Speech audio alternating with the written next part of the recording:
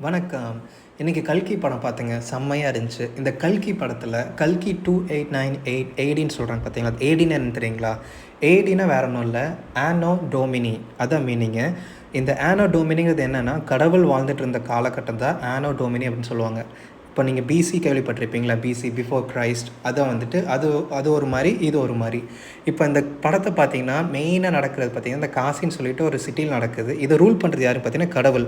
ஏன்னா, இந்த ஏடிங்கிறது ஆனோ டோமினின்னு சொல்றாங்க பார்த்தீங்களா? கடவுள் வந்துட்டு ரூல் பண்ணிட்டு இருந்த காலகட்டம் தான் ஏடி. இப்போ இந்த படத்தோட மெயின் கான்செப்ட், கோர் கான்செப்ட் என்னன்னா, இந்த மகாபாரத் நடந்த இயரும், இந்த 3102 பிசியும், இந்த பிகினிங் ஆஃப் கலியுகாவும் அங்க நடக்கிற ஈவெண்ட்ஸ் தான் இந்த படத்த மையமா வச்சு பண்ணியிருக்காங்க. இதோட கோர் நரேட்டிவ் என்னன்னு பார்த்தீங்கன்னா, கல்கிங்கிற ஒரு அவதாரத்த வந்துட்டு விஷ்ணு எடுத்திருப்பாரு. அதுதான் மெயின் கான்செப்ட்டே இந்த படம் தான். செமையா இருக்கு படம். விஷுவல் எஃபெக்ட்ஸ்லாம் வேற லெவல்ல இருக்கு. கண்டிப்பா தியேட்டர்ல பாருங்க மறக்காம.